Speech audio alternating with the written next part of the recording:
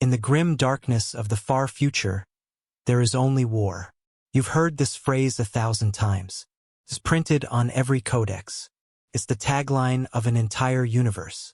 But what does it truly mean to live your entire existence in a state of perpetual conflict? Not as a hero whose deeds are sung in the halls of Terra. Not as a primarch leading legions to glory.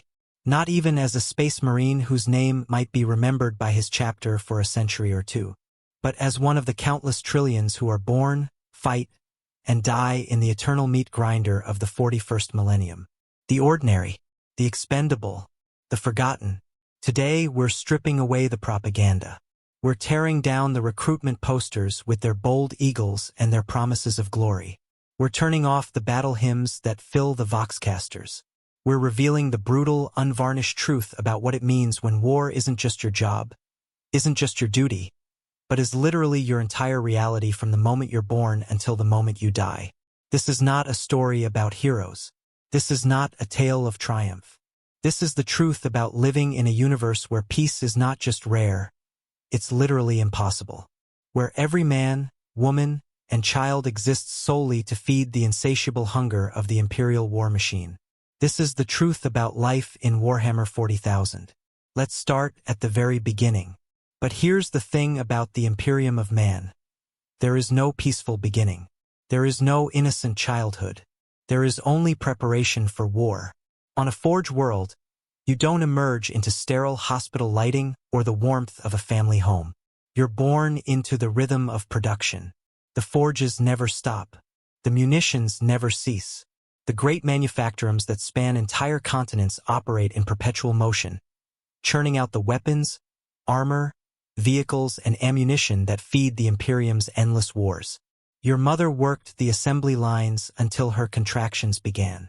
Not because she's particularly dedicated, but because stopping production, even for something as trivial as childbirth, means meeting quotas are missed.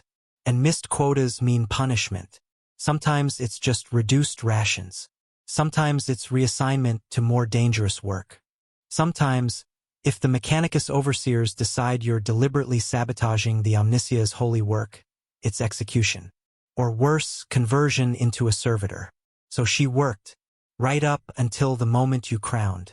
Then she was taken to the medical bay, a cold, sterile chamber where robed tech priests delivered you with mechanical precision. No warmth, no celebration, just efficiency. You were catalogued, given a designation number, scanned for genetic defects or mutations. If you passed the initial screening, you were returned to your mother. If you didn't, well, the Mechanicus wastes nothing. Even failed infants have their uses in the corpse starch processors. Your mother returned to the assembly lines within 3 days. You were placed in the communal nursery, where servitor nannies, their humanity stripped away and replaced with programming, would feed you, clean you, and begin your earliest conditioning. Even the lullabies piped through the nursery speakers aren't about comfort or love. They're binary cant. Hymns to the machine god. Litanies of production. You're not a child. You're future labor. A future cog in the Omnissia's grand machine. And from the moment you can walk, you'll be evaluated, tested, sorted. Those who show aptitude might enter the lower echelons of the Mechanicus. Most will simply join the endless ranks of factory workers, spending their lives in the exact same manufactorum where they were born, doing the exact same work, until their bodies give out and they're recycled into the very machine they served. The fortunate ones die quickly in industrial accidents. The unfortunate ones live to see their children enter the same cycle. On a hive world, you emerge into darkness. Not the darkness of night, which at least promises the eventual return of day. No, this is the darkness of a world where 50 billion souls are stacked upon each other in vertical cities that pierce the clouds and delve deep into the planetary crust. Your family occupies a hab-unit measuring perhaps 10 meters square. This single room is everything. Kitchen, bedroom, living space, all compressed into a metal box stacked among millions of identical boxes. The walls are thin enough that you can hear your neighbor's every argument, every cough, every moment of their lives. Privacy is a luxury that doesn't exist in the lower hives. You'll never see natural sunlight, not once in your entire life. The upper levels of the hive, where the nobility and merchant classes live, have windows. Real windows that look out upon the sky. But you're born in the underhive, where the only light comes from flickering lumen strips that bathe everything in sickly yellow illumination, where the air is thick with chemical particulates from 1,000 factories, where the water that comes from the recycunits tastes of rust and carries a faint oily sheen. From the moment you can walk, you'll work. Because on a hive world, there are only two classes, those who produce and those who are discarded. Children as young as 5 are put to work in the smaller spaces, crawling through maintenance tunnels too narrow for adults, sorting through recycling debris, or working in the less dangerous sections of the manufactorums. You'll grow up surrounded by millions, yet utterly alone. The underhive is a place where gangs rule the spaces between imperial authority, where mutants lurk in the deepest shadows, where entire communities can be wiped out by toxic spills, structural collapses, or gang wars, and the administratum won't even notice for weeks. Education, if you can call it that, consists of learning your trade. Reading and writing are luxuries. Most underhivers know only the pictograms that mark safe routes through the hive, warning signs for dangerous areas, and the imperial aquila that represents the Gedemperor's distant, uncaring gaze. You'll eat corpse starch, a gray protein paste made from recycled organic matter. You don't ask what organic matter. You don't want to know. Keeps you alive, and that's all that matters. You'll drink recycled water that's passed through the bodies of millions before reaching yours. You'll breathe air that's been breathed 1,000 times before. And you'll work 12, 14, 16-hour shifts. Whatever your trade is, whatever your assigned function, you'll do it until your body breaks down. Because the alternative is starvation. Or worse, falling into the deeper underhive, where imperial law doesn't reach and survival becomes a daily battle against things far worse than mere poverty. Perhaps you're one of the fortunate ones. Perhaps you're born on an agri-world, where vast fields stretch to the horizon and you can actually see the sky, where the air is clean and smells of growing things, where you might even hear birds singing in the morning. Don't mistake this for peace. These worlds exist for one purpose: to feed the endless war machine. The Imperium spans 1,000,000 worlds. Quadrillions of souls must eat. Armies must be sustained. And every bite of food consumed by every soldier on every battlefield comes from somewhere. Comes from worlds like yours. Your family has worked this land for generations. Perhaps for thousands of years, the same bloodline tilling the same soil. You're born during the harvest season, because that's when there's a brief window when your mother can spare the time away from the fields. From the age of 6, you're in those fields too. Planting, weeding, harvesting. The work is backbreaking and endless. The overseers from the administratum watch with data slates, calculating yields, determining quotas. Your world owes the Imperium its tithe. Usually, that's 90% of everything you produce. The remaining 10% has to feed your entire world's population. Miss the quota, and ships don't come with the equipment you need. Medicine becomes scarce. Technology breaks down and isn't replaced. Your world slowly dies. So you work harder. You plant more efficiently. You harvest faster. You give everything to the Imperium, and you pray it's enough. And sometimes war comes even here. Orc raiders seeking supplies. Chaos cultists corrupting the population. Tyrannid advance fleets consuming everything. Your peaceful fields become battlegrounds. And when the Imperial Guard arrives to defend your world, they don't come to protect you. They come to protect the Imperium's food supply. You're just part of the infrastructure.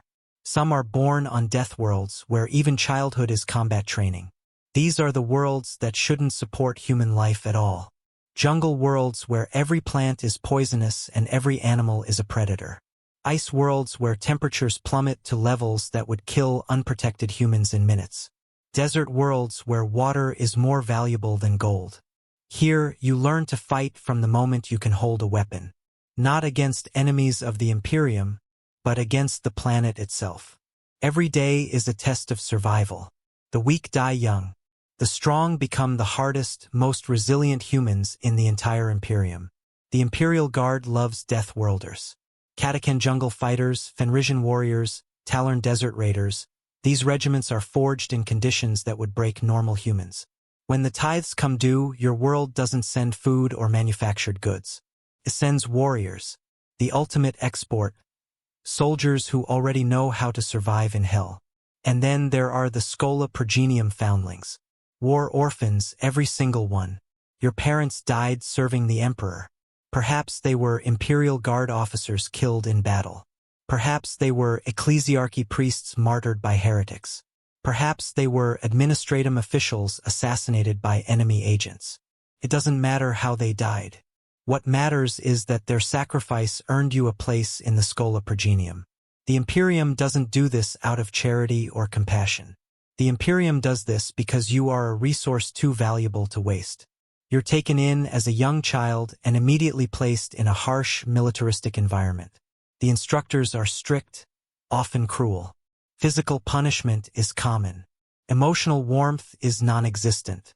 You're taught that your parents' greatest act was dying for the emperor, and your duty is to follow in their footsteps.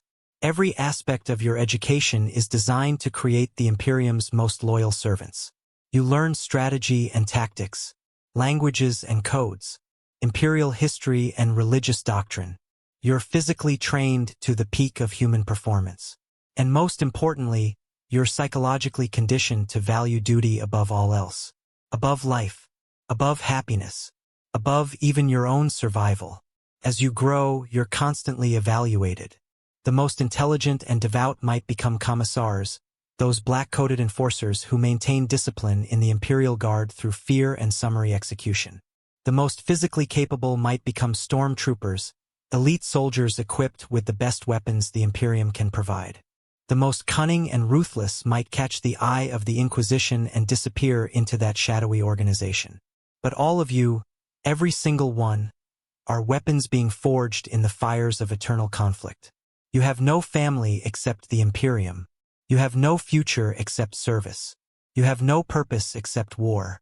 Across all these worlds, across all these circumstances, one truth remains constant. In the Imperium of man, childhood itself is a form of basic training.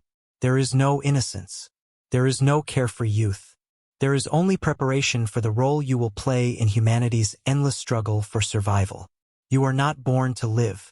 You are born to serve. And service, inevitably, means war.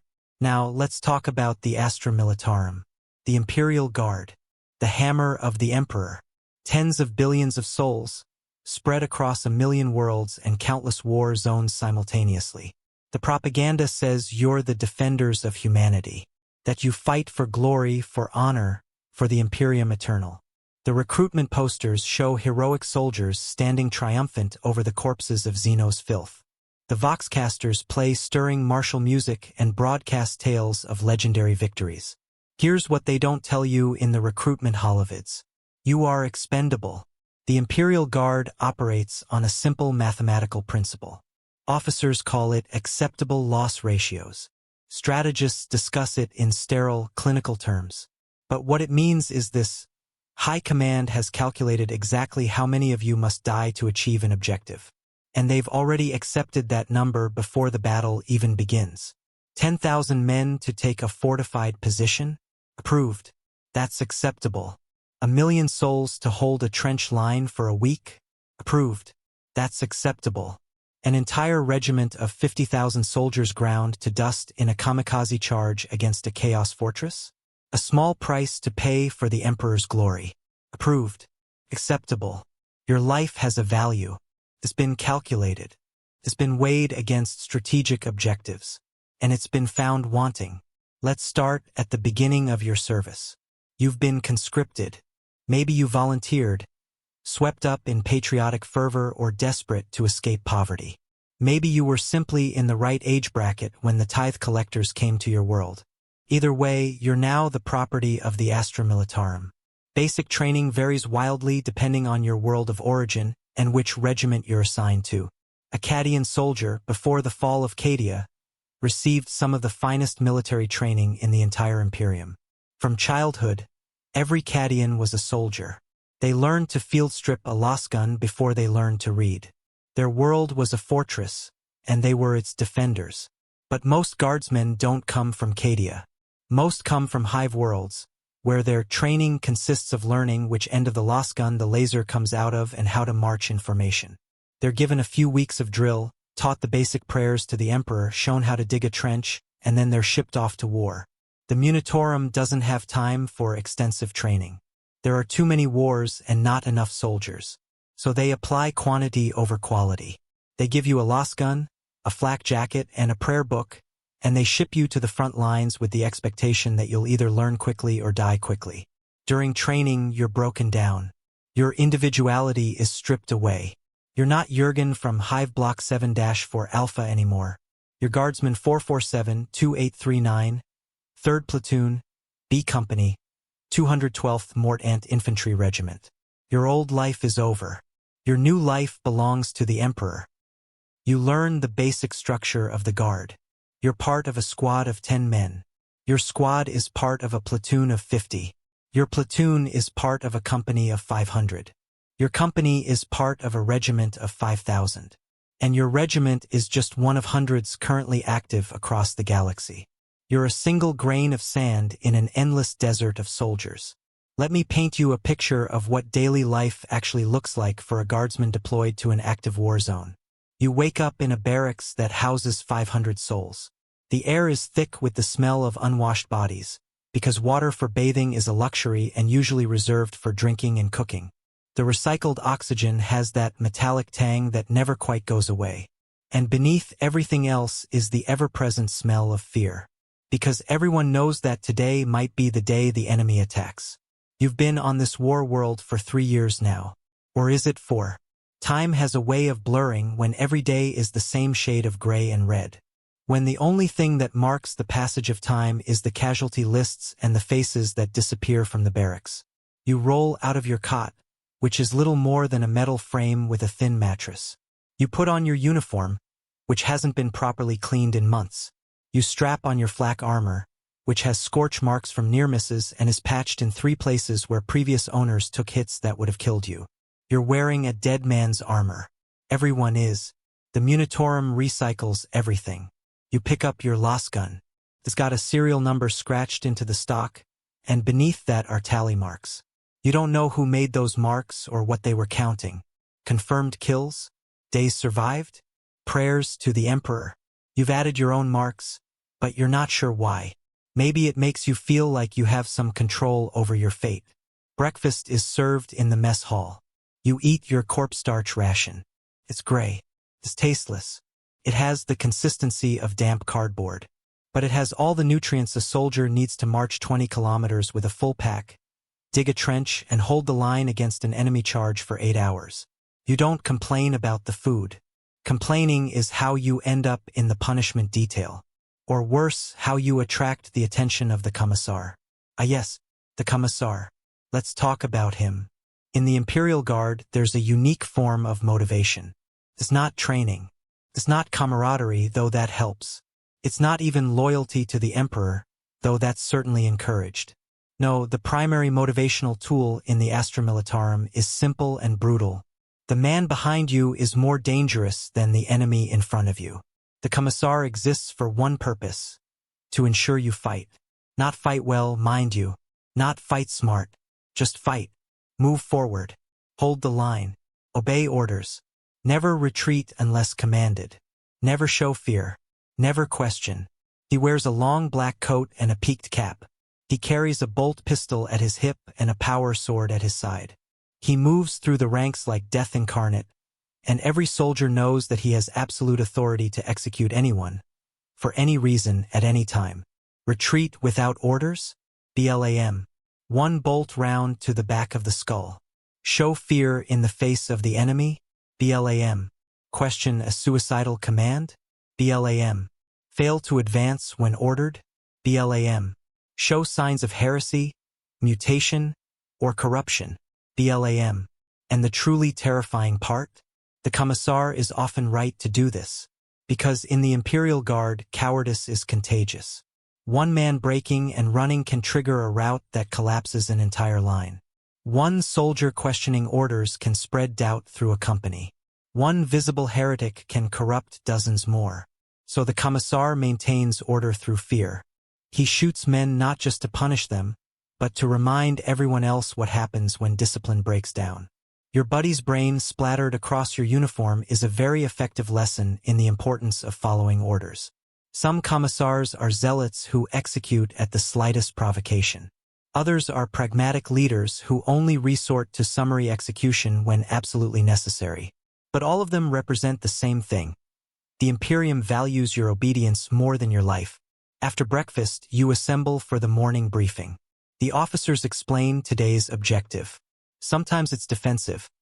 Hold this trench line, repel enemy attacks, survive until reinforcements arrive. Sometimes it's offensive. Advance across no man's land. Take that hill, assault that fortress. You listen, but you're not really processing the strategic implications. You're thinking about survival. You're checking your equipment. You're making eye contact with your squad mates, the men you've fought beside for months or years, wondering which of them will die today. Because the truth is, some of you will. The statistics are clear and brutal. The average life expectancy of an Imperial Guardsman in active combat is 15 hours. 15. Not days. Not weeks. Hours. Let that sink in. From the moment you're deployed to an active combat zone, you have 15 hours of life expectancy. If you've survived longer than that, congratulations. You're already a statistical anomaly. You've beaten the odds. But you'll roll those dice again today, and tomorrow, and the day after, until inevitably your luck runs out. The order comes down. Fix bayonets. Check your power cells. Form up. Advance. You climb out of the trench. The battlefield ahead is a wasteland. Cratered earth. Twisted metal. The decomposing corpses of soldiers from both sides, too dangerous to retrieve for burial. The air stinks of cordite, ozone from lost fire, and the sickly sweet smell of rotting flesh. The enemy is entrenched in a fortified position 2 kilometers away. Your orders are to take that position. High Command has determined that it's strategically valuable. They've calculated that it will cost approximately 5,000 casualties to capture. You're one of those 5,000. The advance begins. 10,000 soldiers moving across open ground. You're not running. The Commissar would shoot anyone who broke formation. You're advancing at a steady walk, maintaining line integrity, presenting a unified front. And then the enemy opens fire. Artillery shells scream overhead and explode in massive geysers of dirt and body parts. Heavy bolter fire rips through ranks of soldiers, each explosive round tearing men apart. Lost fire from enemy positions flickers like deadly lightning, and men drop around you, holes burned through armor and flesh. You keep walking, because stopping means dying. Standing still makes you a target, and retreating means the Commissar shoots you himself. Your squad leader goes down, his head simply gone, vaporized by a plasma bolt. The man next to you trips over something, you don't look to see what, and falls. Before he can get up, an artillery shell lands close enough that the shockwave liquefies his internal organs. He doesn't scream. There's no time. You keep walking. You're firing now, not really aiming, just adding your lost fire to the wall of energy your regiment is pouring toward the enemy position. You don't know if you're hitting anything. You don't even know if it matters. You're just doing what you were trained to do, advance and fire. A quarter of your regiment is dead or wounded by the time you're halfway across no man's land. You can see the enemy position now. You can see their guns. You can see them reloading, aiming, firing. And there's still a kilometer to go. The Commissar is behind you somewhere, bellowing orders, shooting anyone who falters. Officers are screaming commands. Sergeants are trying to maintain formation even as entire squads are wiped out. And you keep walking, because that's all you can do. By the time you reach the enemy trench, 3/4 of the soldiers who started the advance are dead or wounded. But you're still alive. Somehow. Through luck or the Emperor's blessing or simple statistics, you've survived. Now comes the close combat. You jump into the trench, bayonet fixed. The enemy is there, alien or heretic or whatever they are. It doesn't matter. They're the enemy and you kill them. Not cleanly. Not honorably. You stab and shoot and bludgeon until they stop moving. The trench is taken. The objective is achieved. Of the 10,000 soldiers who began the advance, 8,000 are casualties. Dead or wounded, it doesn't matter which for the purposes of the after-action report. The objective was worth 5,000 casualties. High Command was actually being optimistic. You're alive. You've survived another day. You find a relatively clean spot in the captured trench, sit down, and try not to think about the fact that you'll have to do this again tomorrow. This is life in the Imperial Guard. This is what it means to be the hammer of the Emperor. Now, you might think, well, at least if I survive long enough, I'll get better at this. I'll become a veteran. I'll earn some respect. And you'd be partially right. Veterans do exist in the Guard. And they are valued. A veteran guardsman with 5 years of active combat experience is worth 10 raw recruits. They know the tricks of survival. They can read a battlefield. They can train newer soldiers and keep them alive a little longer. But here's the thing about veterans. They're rare. Not because the Guard doesn't want veterans, but because surviving long enough to become one is nearly impossible. The statistics are brutal.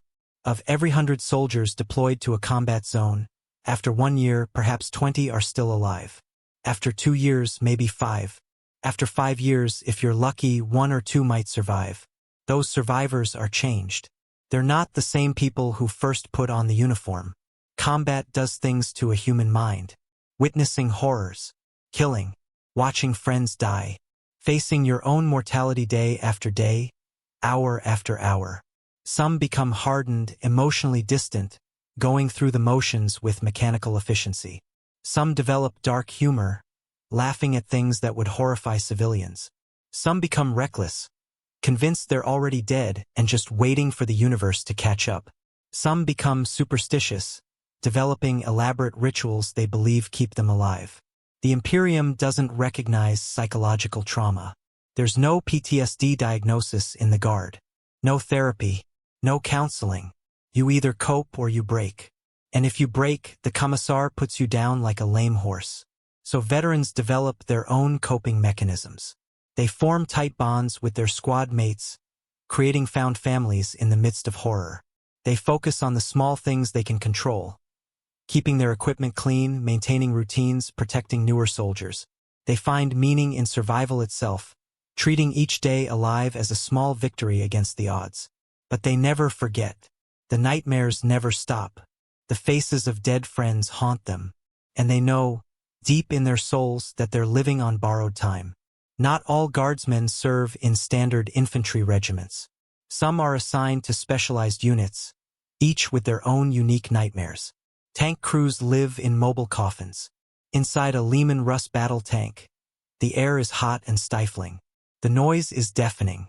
And when an anti-tank weapon penetrates your armor, everyone inside either dies instantly in the explosion or burns to death as ammunition cooks off.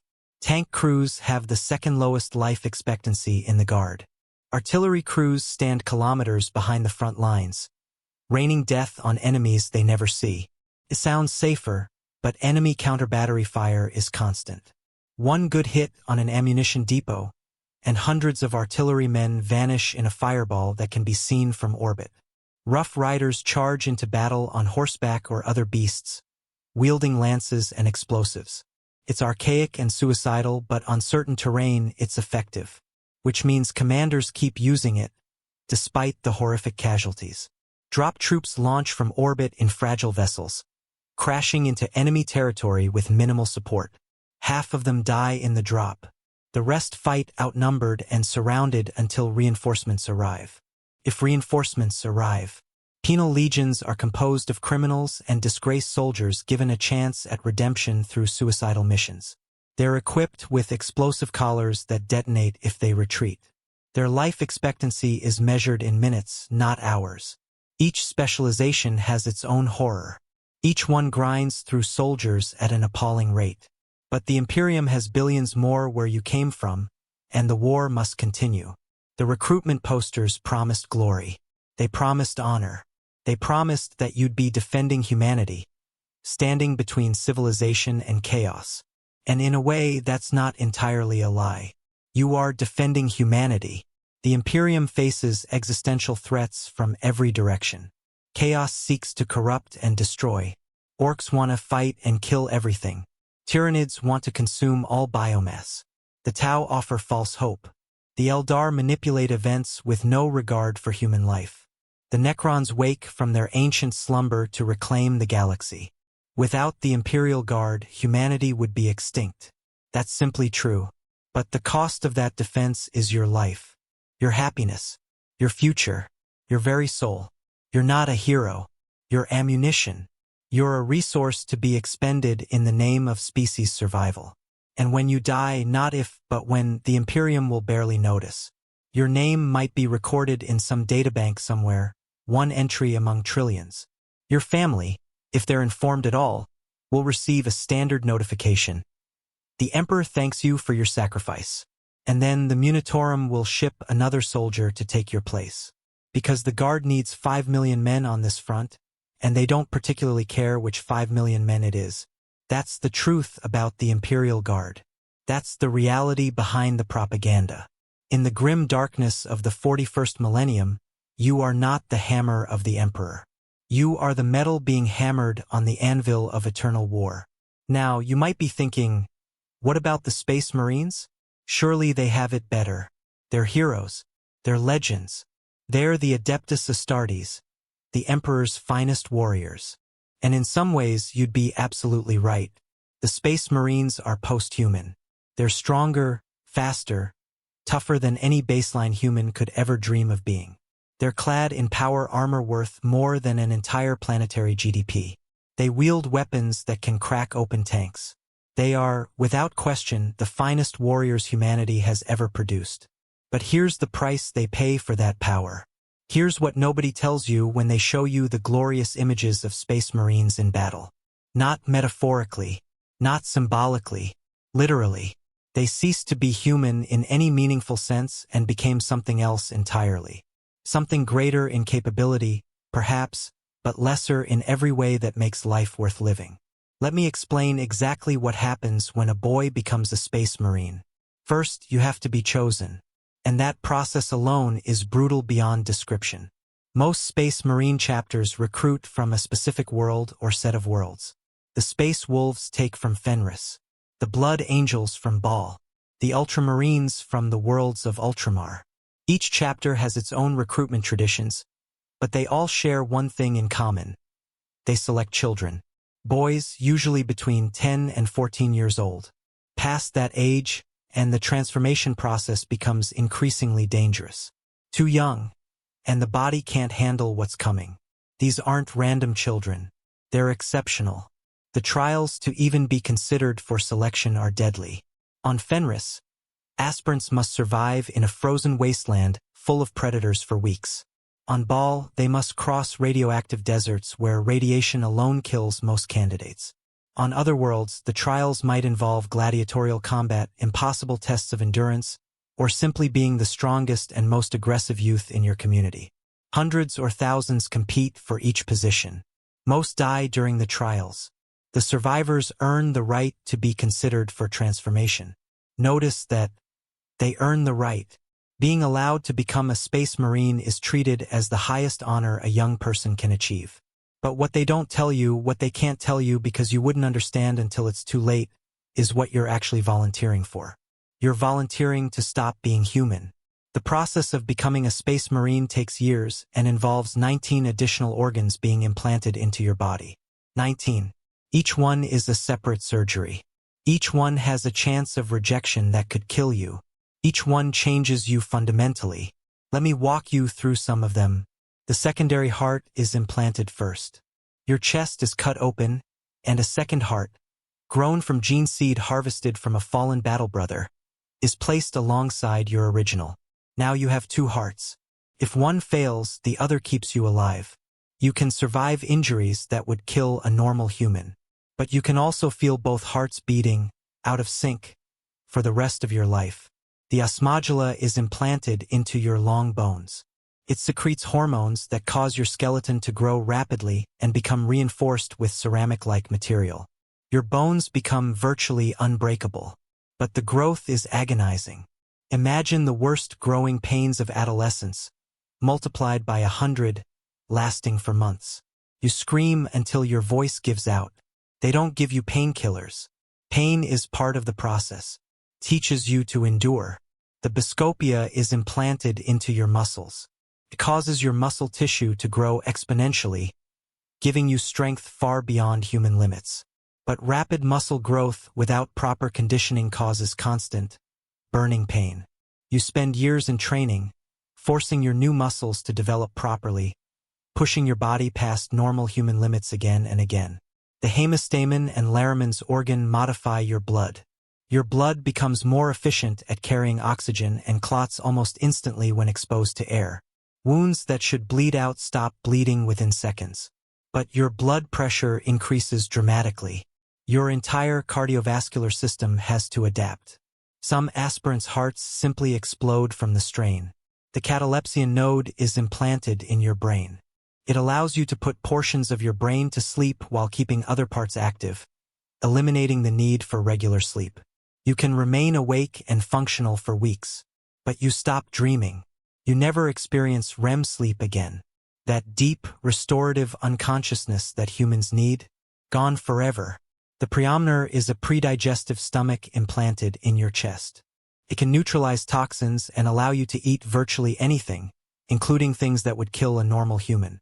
Rotten meat, toxic plants, even certain plastics can be broken down for nutrients. You're no longer limited by human dietary requirements. But eating becomes purely functional. Food has no taste anymore, no enjoyment, just fuel. The omophagia is perhaps the most disturbing. Implanted at the base of your brain, it allows you to extract information from the flesh you consume. Eat a piece of your enemy, and you can access fragments of their memories, learn their language, understand their tactics. It's effective. It's also horrifying. Imagine knowing that to gather intelligence, you might have to consume raw, bloody meat torn from a corpse, feeling memories that aren't yours flooding into your mind. The multi-lung is implanted in your chest, a third lung that can filter toxins from the air and even extract oxygen from water. You can breathe poison gas. You can survive in environments that would suffocate a human. But your breathing changes. The rhythm is wrong. 3 lungs working in coordination, never quite feeling natural. The oculobe is implanted behind your eyes, enhancing your vision far beyond human norms. You can see in low light. You can track fast-moving objects. You can pick out details at incredible distances. But colors change. The world looks different. Some space marines report that they can no longer remember what the sky looked like before the transformation. The neuroglottis is implanted on your tongue and nasal passages, allowing you to taste and smell chemical signatures in the air. You can track enemies by scent. You can detect poison. You can taste fear in the sweat of your enemies. But normal human scents become overwhelming. The smell of fear is everywhere. You smell death constantly. And there are more. The mucranoid that allows you to secrete a waxy substance to protect against extreme environments. The Becher's gland that lets you spit acid. The progenoids that will grow new gene seed from your body after death. The black carapace that will be implanted beneath your skin, allowing you to interface directly with power armor. Each implant changes you. Each surgery has a mortality rate. Many aspirants die during the transformation. Their bodies reject the implants. Their organs fail. Their minds break under the strain. Those who survive are no longer human. But the physical transformation is only part of it. Perhaps not even the most important part. Simultaneous with the physical changes, you undergo psychological conditioning that's designed to reshape your very personality. This isn't just training. This isn't just indoctrination. This is systematic reprogramming of your neural pathways. You're subjected to hypnotherapy, where suggestions are implanted deep in your subconscious. You're given psychoconditioning that suppresses emotions like fear, doubt, and self-preservation. You're exposed to combat scenarios in simulation and reality, again and again, until violence becomes second nature. Your memories of your old life fade. That child you were, with parents and friends and dreams, he dies during the transformation. He has to die, because a space marine cannot afford to remember what it's like to be human. Love becomes foreign. You might remember the concept, but you can't feel it. Not romantic love, certainly. Not even familial love. The closest you come is brotherhood with your fellow battle brothers. A bond forged in combat and service to the Emperor. Fear is suppressed to the point of non-existence. You can intellectually recognize danger, but you don't feel fear in any human sense. You march toward threats that would send normal humans screaming in terror, and you feel nothing but determination. Joy is muted. Happiness is rare. The pleasures that make human life bearable, good food, comfortable rest, entertainment, companionship, none of these things bring you satisfaction anymore. Your only joy comes from service, from battle, from duty fulfilled. You become, essentially, a living weapon. Your purpose is singular, to fight the Emperor's enemies. Everything else is stripped away as unnecessary.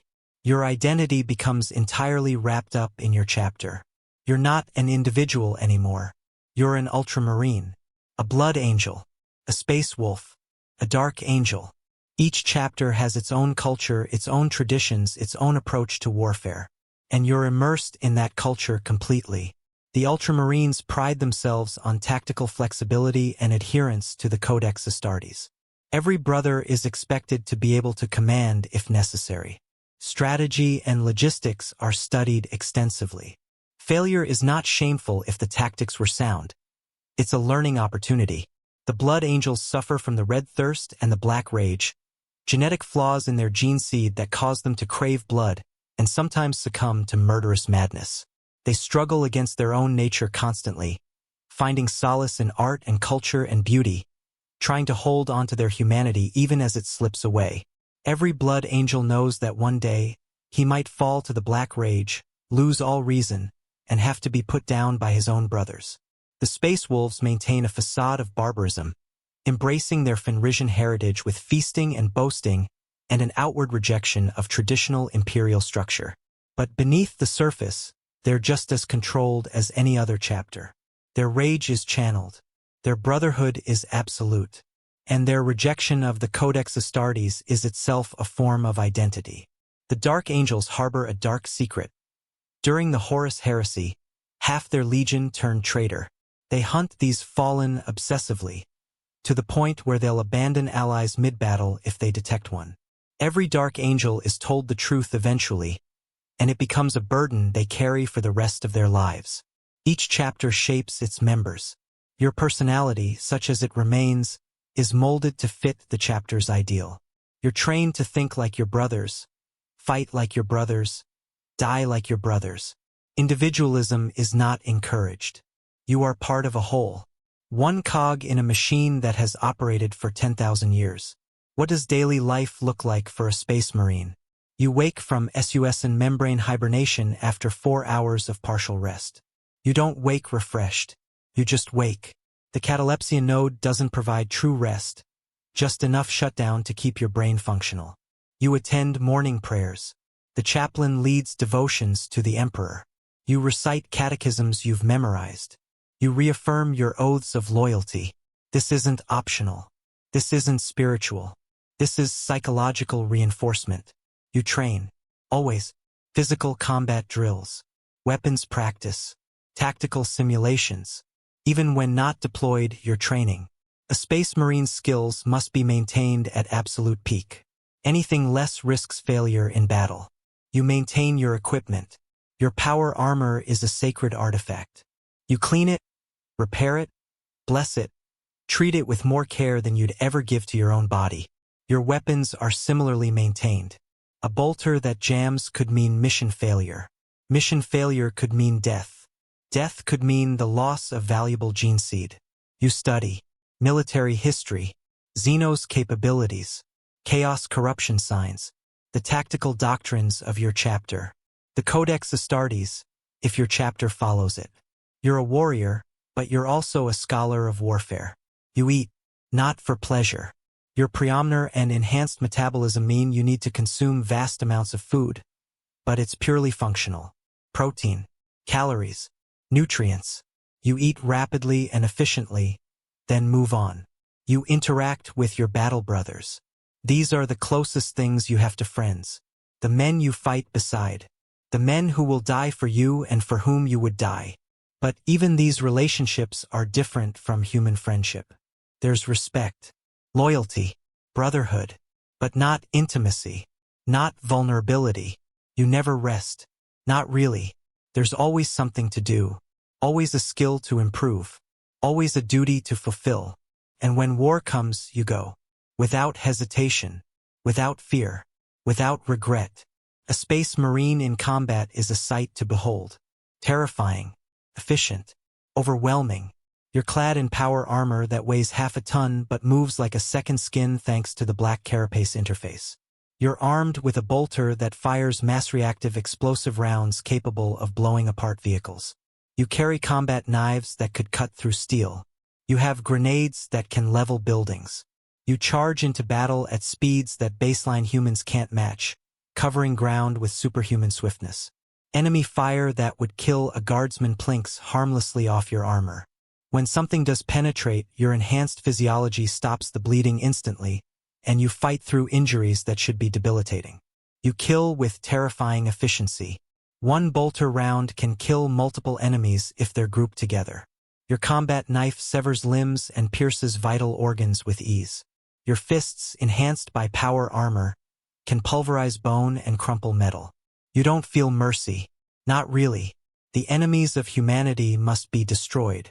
Xenos are to be exterminated. Heretics are to be purged. Chaos is to be burned from existence. You don't question this. You don't hesitate. You simply execute the mission. This is what you were made for. This is your purpose. And in combat, for brief moments, you might feel something approaching satisfaction. This is what you are. A weapon, being used as intended. But step back for a moment and consider what you've sacrificed to become this weapon. You will never know love. Not as humans understand it. You'll never hold someone close and feel that connection, that warmth, that sense of being truly seen and valued for who you are. You'll never have children. The transformation leaves you sterile. Your genetic legacy ends with you. In a way, you're already dead. You'll never grow old. You'll never retire. You'll never pass on wisdom to descendants. You'll never enjoy a meal. Food is fuel, nothing more. You'll never savor flavors or share a celebratory feast with friends. You'll never feel safe.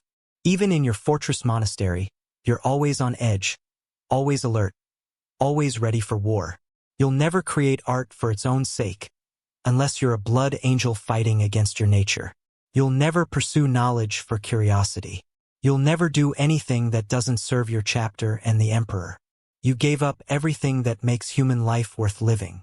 And in exchange, you received the ability to kill very, very efficiently. Was it worth it? You'll never know. Because the psychological conditioning means you can't even conceive of an alternative. You are what you are. A space marine. A weapon. A tool of the Imperium. And you'll remain that way until you die. And when you die, because eventually even space marines die, your service still isn't over. When you fall in battle, if your body can be retrieved, your progenoid glands are removed. These organs contain your gene seed, the genetic material that will be used to create the next generation of space marines. Your death creates life. Your sacrifice allows your chapter to continue. If you're too damaged to recover but not quite dead, you might be interred in a dreadnought. A walking tomb. A sarcophagus fused with war machinery. Inside a dreadnought, you exist in a state of half-waking consciousness.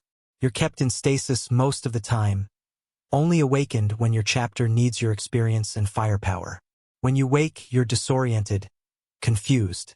The world has moved on without you. Brothers you knew are dead.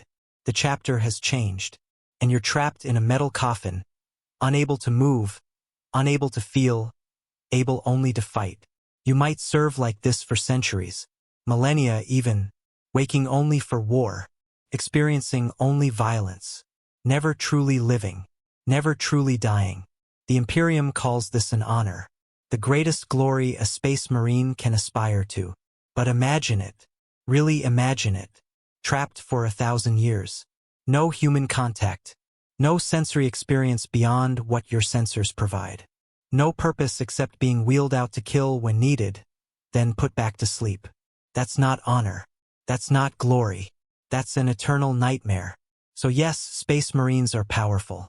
They're legendary warriors. They're the Emperor's finest. But they paid for that power with their humanity.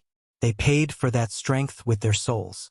They're not heroes, not in any meaningful sense. They're weapons that walk and talk and think, but they're weapons nonetheless. Crafted, maintained, deployed, discarded when broken, and they can never go back. Never reclaim what they lost. Never be human again. In the grim darkness of the 41st millennium, even the mightiest warriors are slaves to eternal war. But let's not forget the civilians, the ordinary citizens of the Imperium, because they're the ones who truly live the meaning of there is only war without even the small comfort of being able to fight back. See, if you're a guardsman, at least you have a weapon. If you're a space marine, at least you have power.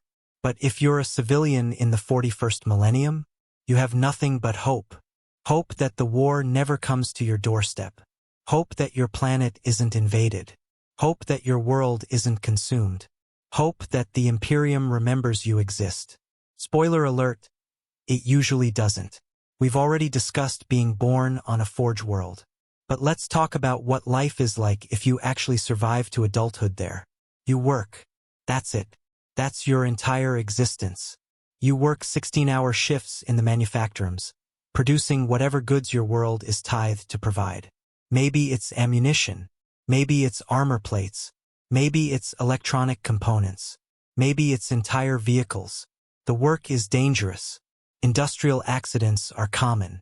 Lose a hand to a stamping press, and the mechanicus will replace it with a crude mechanical prosthetic and send you back to work. Lose an arm, same thing. Only if you're too damaged to be productive do they retire you, and retirement usually means processing into servitors or corpse starch. You live in communal hab blocks that house thousands. Privacy doesn't exist. Personal space doesn't exist. You share sleeping chambers, eating facilities, and hygiene stations with hundreds of others. You eat ration bars produced in bulk. You drink recycled water. You breathe air that's been through the lungs of a million other workers. You never leave the manufacturum district. There's no reason to. Everything you need is provided. Food, shelter, basic medical care. Everything you want doesn't matter. The mechanicus doesn't care about your desires. Entertainment is limited to propaganda broadcasts and religious services. You're encouraged to pray to the Omnicia and the Emperor. You're told that your labor serves the greater good. You're reminded constantly that countless warriors depend on your production. And it's true. They do. Without the Forge Worlds, the Imperium's war machine would grind to a halt. So you work. Because not working means starvation. And because somewhere in the back of your mind, you've been conditioned to believe that your suffering has meaning. We've discussed being born in the Underhive. But what about actually living there? The Underhive is a place where imperial law barely reaches. The Arbites maintain order in the upper levels, where the productive citizens live. But below is chaos. Gangs control territory. The Goliath gangs are enhanced with combat drugs and crude cybernetics. The Escher gangs are all female and deadly. The Van Saar have superior technology. The Dalak deal in information. The Kauder are religious fanatics. And dozens of smaller gangs fight for scraps of territory and resources. You pay protection money to whichever gang controls your area. If you don't, they destroy your hab unit or kill your family. If you do, they might protect you from other gangs. Mutants hide in the deepest shadows. Radiation from ancient reactors, toxic waste, and chaos corruption create twisted beings that are no longer quite human. The Imperium would execute them on sight if they ever saw them. In the Underhive, they form their own communities, desperate and afraid. Cults flourish in the darkness. Genestealer cults promise a better future and slowly infect the population. Chaos cults offer power and freedom. Even apparently benign organizations might be fronts for something sinister. Disease is rampant. Plagues sweep through the Underhive regularly. Medical care is non-existent unless you can afford a back-alley Doc Sawbones. Toxins in the air and water cause cancer, mutations, and shortened lifespans. Food is whatever you can scavenge or afford. Rats. Fungi growing on corpses. mystery meat from gang-controlled food stalls, corpse starch if you're lucky. And above all this, the productive levels of the hive continue their daily routine, completely ignorant of or indifferent to the suffering below. As long as the underhive doesn't boil over into open rebellion, the authorities don't care. You survive day by day, hour by hour, never knowing if today is when your hab block collapses, or a toxic spill poisons your area, or a gang war catches you in the crossfire. This is life for billions of Imperial citizens. Not thousands, not millions, billions. On every hive world across the Imperium. Let's return to the agri-worlds. We talked about being born there, but what about the reality of life? The harvest never ends. Oh, there are seasons, technically, but with millions of worlds to feed, your planet operates on a staggered schedule. Some fields are always being planted. Some are always being harvested. Work is constant. You wake before dawn. You work until after sunset. During peak harvest seasons, you work by artificial light into the night. Children as young as 6 work alongside adults.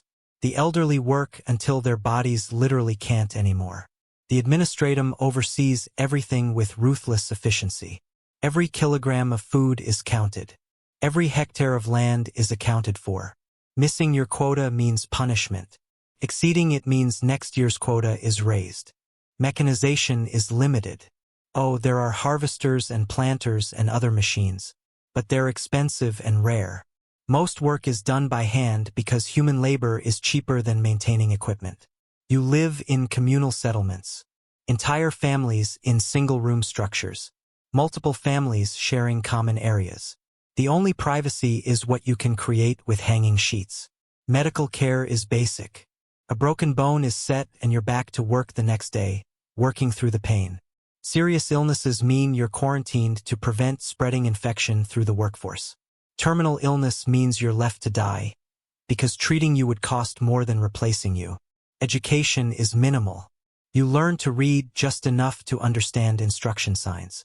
You learn basic mathematics for counting harvests. You learn prayers to the emperor. Everything else is unnecessary.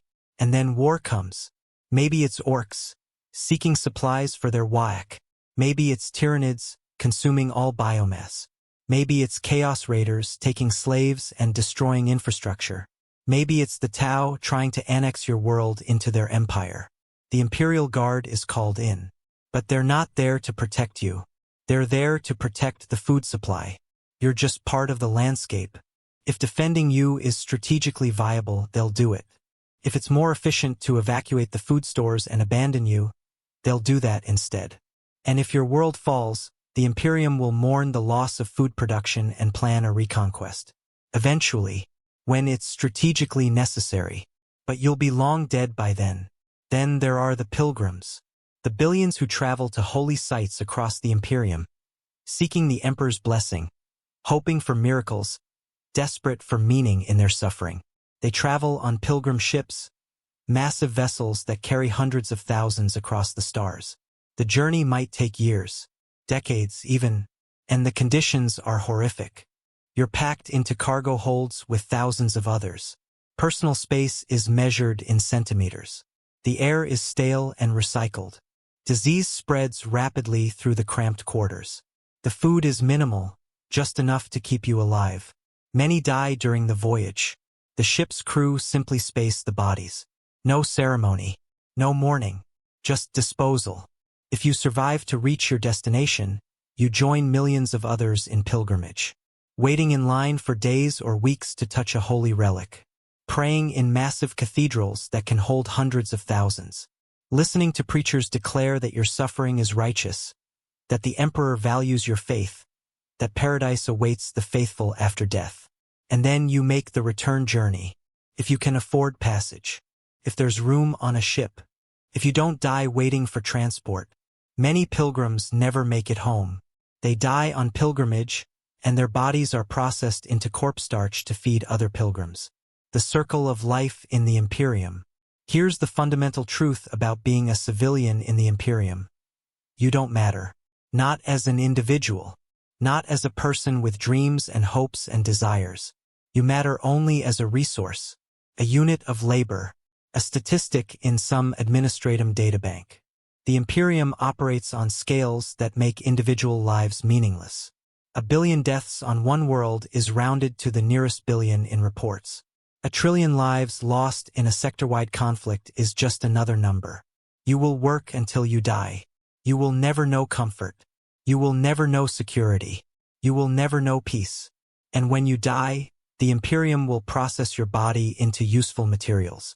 Your flesh might become corpse starch. Your bones might become fertilizer. Your few possessions will be redistributed.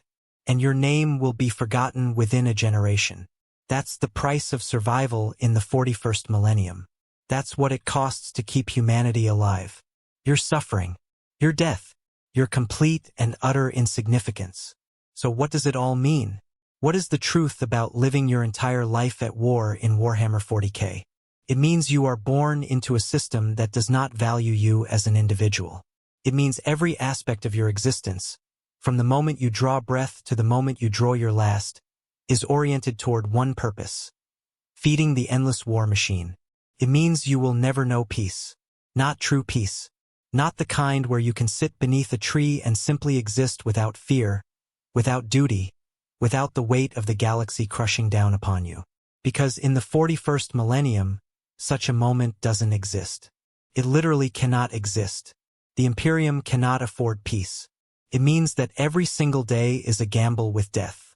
Whether you're a guardsman holding the line against chaos, a space marine leading the charge against Xenos, or a civilian trying to survive another shift in the manufactorum, you are never safe, never secure, never at rest.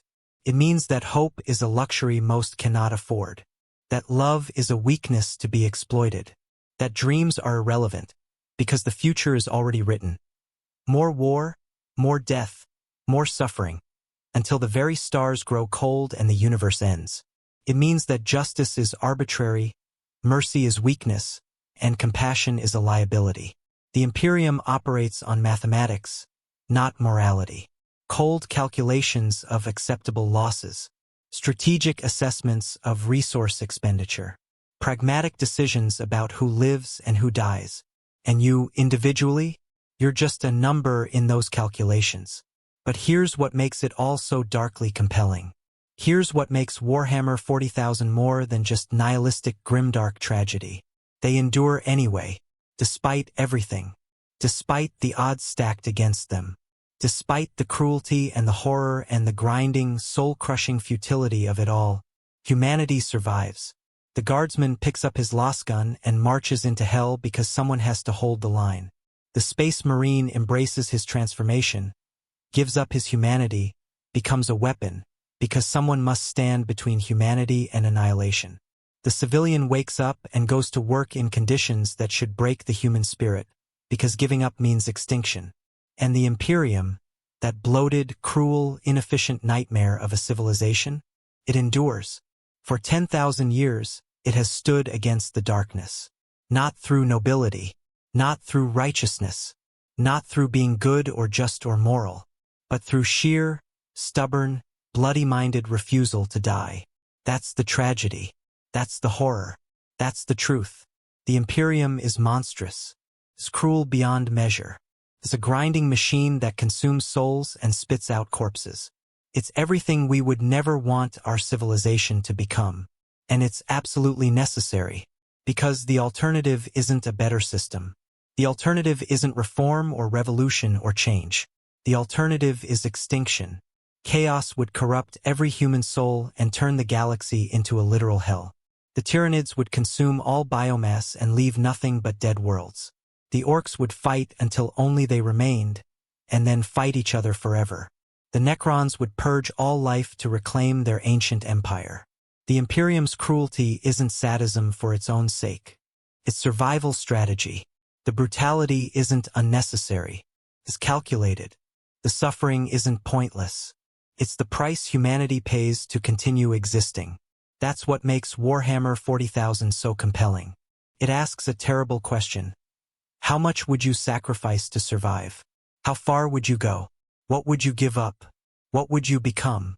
And the answer in the 41st millennium is everything. You would sacrifice your humanity. your compassion, your morality, your very soul, because the alternative is extinction. So the next time you look at a Warhammer 40K miniature, or read a codex, or watch a cinematic of Space Marines charging into battle, remember this: that's not a hero, that's not a legend, that's not even really a person anymore. That's someone who gave up everything: their humanity, their peace, their future, their very soul, because in the 41st millennium, there was no other choice. That guardsman, he knows he's going to die. He knows he's expendable. He knows the Imperium will forget him the moment he falls. But he fights anyway. That Space Marine? He's not human anymore. He's a weapon that walks and thinks. He gave up everything that makes life worth living to become that weapon. But he serves anyway. That civilian? She suffers daily in conditions that should break anyone. She lives without hope, without joy, without purpose beyond simple survival. But she endures anyway. That's what it means when we say, there is only war. It's not a slogan. It's not propaganda. It's not an exaggeration. It's a life sentence. For everyone. For all of humanity. Forever. In the grim darkness of the far future, there is only war. There is no peace among the stars. Only an eternity of carnage and slaughter. And the laughter of thirsting gods. Long pause. The Emperor protects, they say. But maybe, just maybe, the real question we should be asking is, at what cost? What price is survival worth? When does endurance become mere existence? When does survival stop being life and start being just continuation? These are questions the Imperium can't afford to ask. Questions that would undermine everything it stands for. But we can ask them, here, now, safely distant from that nightmare future. We can look at Warhammer 40,000 and see it for what it truly is: a warning. A cautionary tale about what happens when survival becomes the only value. When the means justify any end. When the price of existence is existence itself. The Imperium endures. But at what cost? If you've made it this far, thank you for joining me on this journey into the darkness. If you enjoyed this deep dive into the grim reality of life in the 41st millennium, make sure to subscribe and hit that notification bell. Let me know in the comments. Could you survive in the Imperium? What role would you end up playing? And most importantly, do you think humanity's survival is worth the price it pays? We've got plenty more dark truths waiting in the shadows of this universe. The Emperor protects, but knowledge endures. For the Imperium, for humanity, for war eternal.